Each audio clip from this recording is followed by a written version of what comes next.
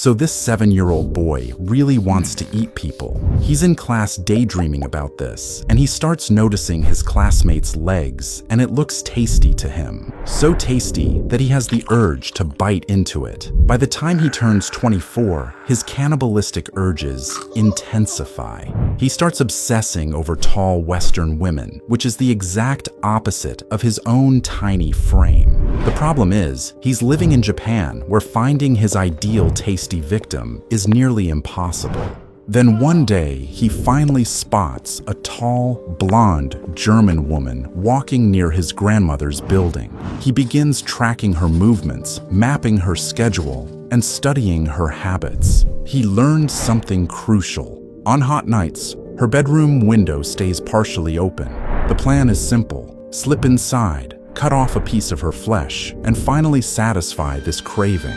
He scales up to her window and slides through while she sleeps. But something goes wrong. She randomly wakes up and screams. She's bigger and stronger, so she throws him backward onto the ground. Panic floods through him, and he scrambles out. The authorities grab him, cuff him, and haul him in. They charge him with assault, but his father is extremely wealthy and bails him out. The charges vanish, and his record remains pristine.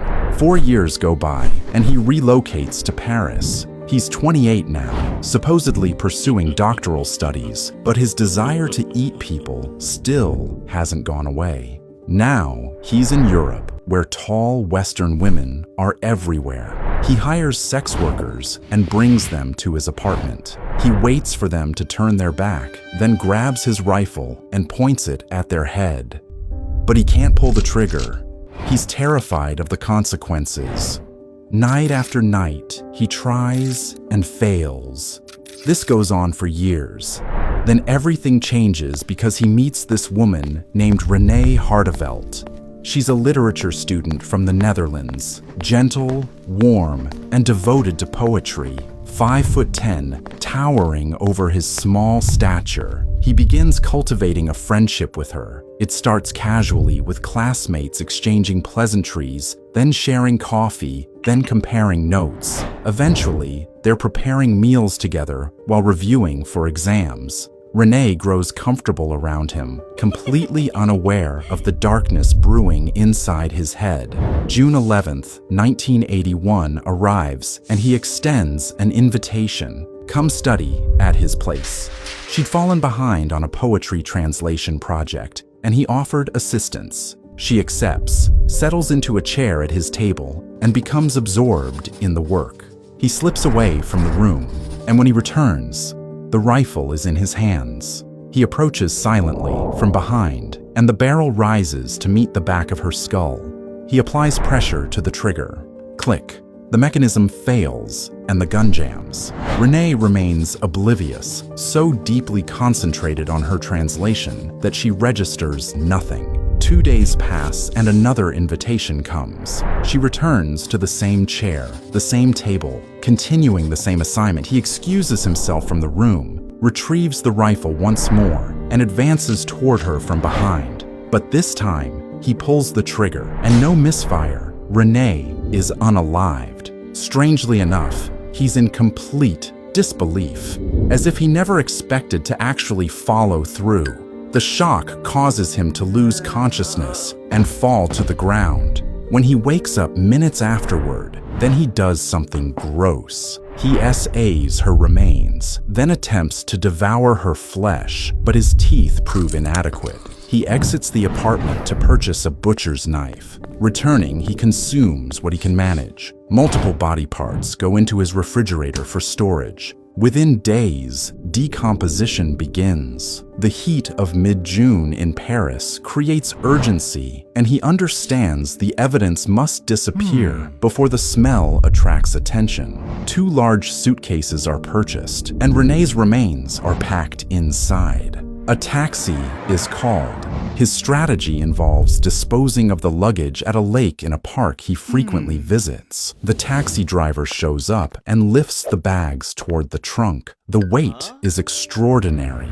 In a dark twist of fate, the driver makes a joke. Is there be a dead body in there? Nervous laughter follows as he claims they contain books. They reach the park around 8 p.m., but there's a complication. Daylight still floods Paris. The sun hasn't set, and crowds fill the area. There's simply no discreet method to dispose of René's remains. Yet, instead of returning to his apartment, he exits the taxi, bags in hand. Parisians notice him wandering the park, carrying these enormous suitcases. Then something distracts him. He pauses to watch the summer sunset. During this moment, his bags sit abandoned several feet away. Looking back, he spots someone examining one of the suitcases. "Does this belong to you?" the man inquires. His response, "No." Shortly after, the curious stranger unzips one bag. A woman nearby starts screaming. He walks away casually as horrified onlookers gather around the luggage. 4 days pass before French police storm his residence and officially arrest him for René Hartveldt's murder. Unlike the typical killer's response, he feels genuine relief at being apprehended. Finally, he can discuss his compulsions with someone. During interrogation, his statement is matter-of-fact and void of emotion. "I murdered her to consume her flesh." But it's not over, because this guy is about to become famous from all this. He's locked up for 2 years while waiting for trial. His wealthy father throws money at the best defense lawyers available. Eventually, the judge rules that he's legally insane and unable to stand trial. So the charges are dropped and he gets shipped to a mental hospital. Then he's deported back to Japan and put in a Tokyo psychiatric facility. But here's where it gets insane. Because he was ruled mentally unfit and the French charges were dropped, all his court records got sealed. The Japanese government literally can't prosecute him because there's no legal paperwork to use against him. So they're forced to release him. Just 5 years after killing René, he walks out of that Tokyo facility a free man. Of course, nobody wants to hire a cannibal, so finding work is impossible. But then a magazine reaches out asking him to write about his crimes. They offer him a huge sum of money. He accepts, and suddenly it clicks for him. Why not profit off this? He studied literature. He knows how to write. So he starts churning out books. Novels about murdering René, about his cannibalistic desires, about the whole experience. He does media interviews and somehow becomes a celebrity in Japan. Then he takes it further and creates an illustrated manga detailing how he killed and ate René. The manga gets translated into English, published internationally, and you can literally buy it on Amazon today. It's disturbing. There's an actual excerpt that reads, "I placed both suitcases by the door. Cutting up René took 2 full nights. One case held her head, arms, and legs. The other contained her torso." Seriously, why is this allowed to exist? As far as anyone knows, he never kills again. He eventually dies at age 73 from pneumonia.